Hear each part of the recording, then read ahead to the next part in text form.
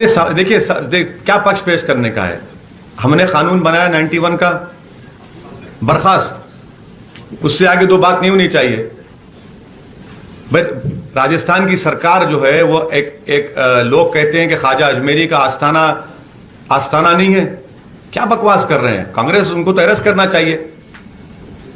153 किस लिए है भाई आईपीसी में? बकवास बोल रहे हैं, शनाब बकते हैं कि भाई ख्वाजा अजमेरी का आस्थाना नहीं है। हिमाकत कर रहे हैं, हिमाकत भी नहीं बल्कि ये साजिश कर रहे हैं पूरा। 15 अगस्त 1947 को हमने कानून बना दिया, वो कानून रहेगा। और कानून के तहत आप ना मंदिर को, ना मस्जिद को, उसके नेचर को और कैरेक्टर को आप चेंज कर सकते हैं। और जस्टिस चंद्रचूड़ जो 5 जजेस के बेंच में थे बाबरी मस्जिद राम मंदिर के सिविल टाइटल डिस्प्यूट में, पैराग्राफ नंबर 83 के आखिरी लाइन पढ़ लीजिए आप, जिसमें उन्होंने कह दिया कि इस कानून को वो एलिवेट कर दिए भारत के संविधान के बेसिक स्ट्रक्चर के लेवल पर। उन्होंने ये लफ्ज भी इस्तेमाल किया कि historical wrongs cannot be corrected by taking law in your own hands and you cannot oppress the present and the future। ये वर्ड्स हैं उसके। तो ये सब आप क्यों उठा रहे हैं? कानून है ना, कानून है। अब कानून को रखकर आप इस तरह की बकवास कर रहे हैं, इस तरह से लोगों को उकसा रहे हैं। 1991 एक्ट को सुप्रीम कोर्ट में चैलेंज किया जा चुका है। हाँ, इसको फाइनल कैसे मानना है? इसलिए मानता हूं क्योंकि सुप्रीम कोर्ट ने खुद कहा कि it is part of the basic structure of the constitution. जब सुप्रीम कोर्ट ने खुद कह दिया कि it is part of it is basic structure, supreme court ने मान लिया उसको। आप डालिए, कोर्ट को जा सकते हैं, कोई रोक नहीं सकता। किसी के पास टाइम नहीं, बहुत ज्यादा होगा तो जाएगा कोर्ट को, जाइए। मगर supreme court has elevated the 1991 act to the level of basic structure of the constitution. मेरा सवाल है, उत्तराखंड में यूनियन सिविल कोड को लेकर के वहाँ के चीफ मिनिस्टर ने एक कोर कमेटी बना दी और दूसरी तरफ बीजेपी का यहाँ ये कहना है कि अगर राजस्थान की सत्ता में आए तो वो भी इसे लागू करेंगे। आपका क्या है? नहीं, देखिए, हम यूनिफॉर्म सिविल कोड के खिलाफ हैं। इसलिए खिलाफ हैं क्योंकि जब लॉ कमीशन की जो पहले लॉ कमीशन के जज साहब थे, अभी तो नहीं बने, उन्होंने सबसे पूछा था, हमने लिख कर दिया था उनको कि MIM party opposes uniform civil code, और हमने लिखकर उनको पूरा बताया था। वो नोट शायद हमारे फेसबुक के अकाउंट पर होगी पार्टी की, आप देख सकते हैं, जिसमें हमने ये कहा था कि इस देश की खूबसूरती उसकी डाइवर्सिटी है और इस डाइवर्सिटी को आपको बरकरार रखना चाहिए। और यूनिफॉर्म सिविल कोड की जब बात कर रहे हैं तो क्या भारत में डायरेक्टिव कॉन्स्टिट्यूशन का पार्ट 4 में डायरेक्टिव प्रिंसिपल्स है, तो क्या उसमें शराब की पाबंदी पर नहीं जिक्र किया गया? शराब बंद करो ना। आप क्यों नहीं बंद करेंगे? आप नहीं बंद करेंगे क्योंकि शाम में 6:30 होते कि आपको टुन होना है। आप बंद नहीं करेंगे, बंद कर दो। संविधान में लिखा हुआ है ना, डायरेक्टिव प्रिंसिपल में लिखा हुआ है। और वो शराब से महिलाओं पर जुल्म होता, टक्कर देकर लोग जाने ले लेते हैं। ये तो एम्पिरिकल एविडेंस है। ये शराब पीकर लोग ये काम करते हैं। आप बैन करिए, उसको बंद कर दीजिए। आप नहीं करेंगे। वही डायरेक्टिव प्रिंसिपल में एक डायरेक्टिव प्रिंसिपल ये भी है कि देश की जो वेल्थ है वो पूरे देश में इक्वली डिस्ट्रीब्यूट होनी चाहिए। अरे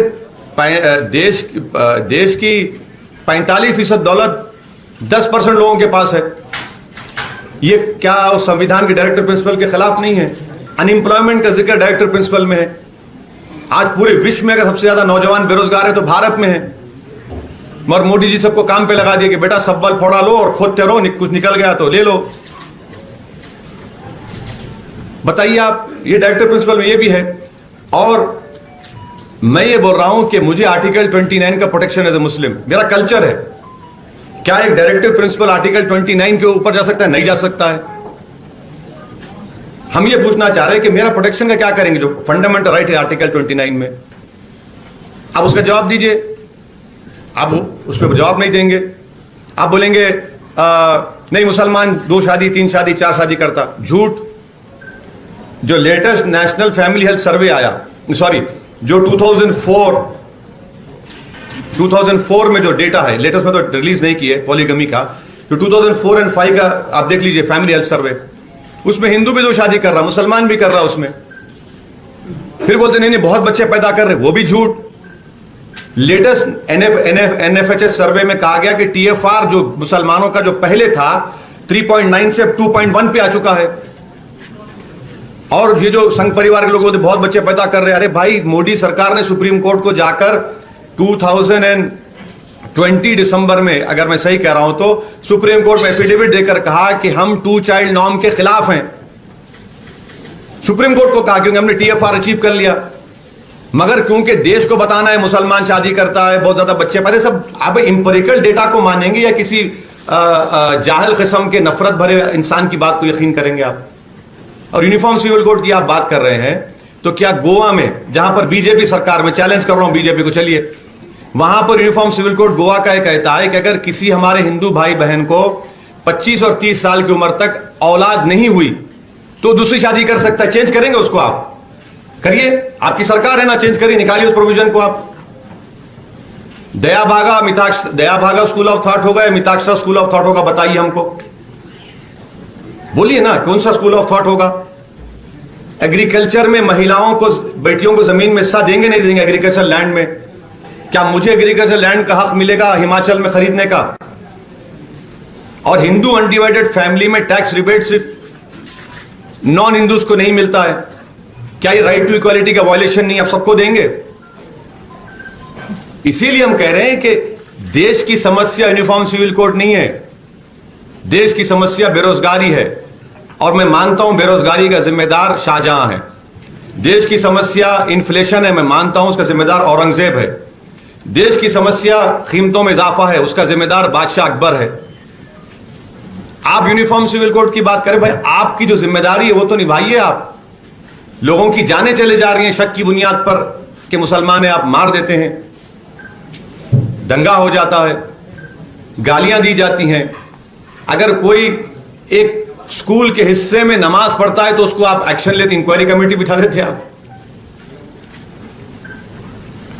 और साहब, पूर्व शिक्षा मंत्री वासुदेव देवनानी ने कहा है कि असम में मदरसे बंद हो सकते हैं तो राजस्थान में क्यों नहीं, इसको लेकर क्या कहेंगे?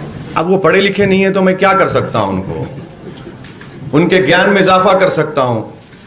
उनके ज्ञान में इस तरह इजाफा कर सकते हैं कि भाई देश के प्रधानमंत्री नरेंद्र मोदी हैं, मुख्तार अब्बास नकवी मंत्री हैं, उनके मंत्रालय में मदरसा मॉडर्नाइजेशन स्कीम है, क्यों चला रहे भाई? फिर आप तो बजट पास हो रहा है ना पार्लियामेंट में उसका।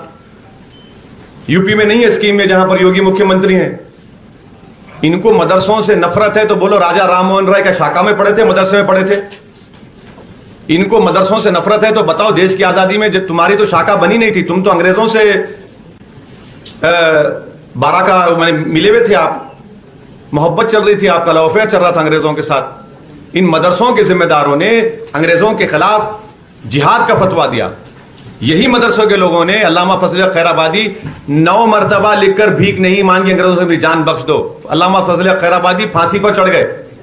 यही मदरसों से निकलने वाले हुसैन अहमद मदनी, महमूद हसन साहब माल्टा की जेल में थे। यही मदरसों से पढ़ने वाले मौलाना अबुल कलाम आजाद थे, सब लोग थे। आज आप कह रहे हैं कि मदरसों से नफरत, आपको ये बात बताता है कि आपको इस्लाम से, मुसलमानों से कितनी नफरत है। और सच्चर कमेटी पढ़ लो, 3% बच्चे पढ़ते हैं मुसलमानों के मदरसों में, सच्चर कमेटी कह रही है। Sir, national family health survey जो आया उसका डेटा के अनुसार हिंदू 9 क्या क्या क्या नेशनल फैमिली हेल्थ, हाँ क्या है उसमें? हाँ हिंदू 9 क्या है? TFR, हाँ। मुसलमान का कितना है? मुसलमान का है सर इसमें 2.36। उससे पहले कितना था? अरे भाई मैं थम्स अप नहीं हूं, मेरी बात सुन लो आप। हाँ, मैं कान में फूल लगा के नहीं आता हूं। उससे पहले कितना था मुसलमान का TFR? बोलो। नहीं बोलो। हाँ, अब कितना है? नहीं अरे ठहरो, अभी कितना है? 2.36। हाँ, गिरा नहीं गिरा? अरे देखो मेरे भाई, TFR अगर 3 से 2.3 आ रहा है तो मामूली बात है। 1.5 गुना है। अरे गिरा नहीं गिरा? गिरा ना तो गिरेगा।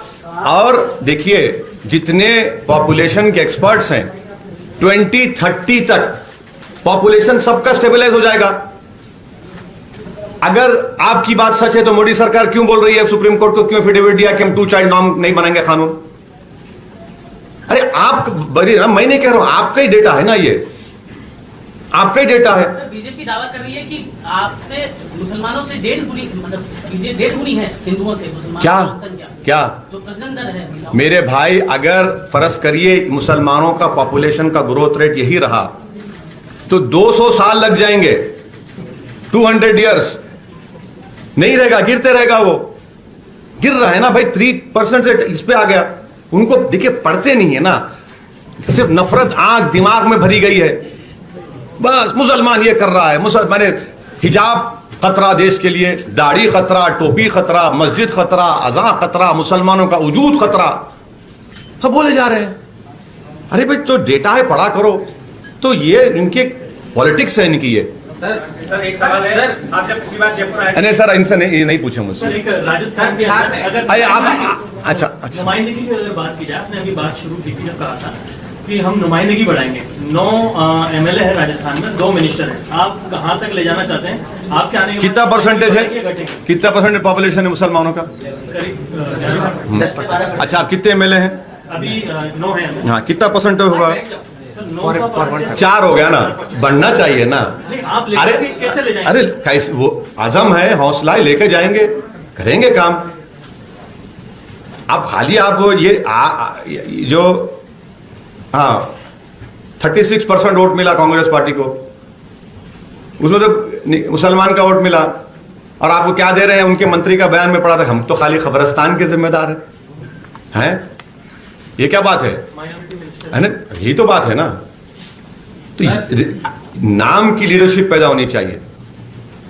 इसीलिए मैं वो क्वेश्चन आपका था कि सत्ता में क्या मिल रहा है फिर आपको? बेचारा वो एक मंत्री तो लेटर लिख दिया मुख्यमंत्री को, मेरा तो सुनती नहीं है कोई बात। सर हाँ, एक और सवाल था मेरा। नहीं भाई, अभी अने उनका बोले। जी सर, मैं नसावरा से दिल्ली से। बिहार में कटिहार जिले में एक महनूर नाम की लड़की के साथ उसके घर वाले कह रहे हैं बलात्कार, उसके बाद हत्या हो गया। आपके विधायक भी वहाँ खामोश है 5 नहीं, गलत बात ना, गलत बात है। आदिल हमारे यूथ के लीडर हैं, वो हमारे जिम्मेदार वहाँ पर गए, उस पीड़ित परिवार से मुलाकात किए और पूरी जांच का मुतालबा किया, उसका कंडेम भी किया। ऐसी बात नहीं है। ना, मैं टच में हूँ। वो गए हैं, उनके उस बच्ची के वालदा से, मदर से मुलाकात हुई है।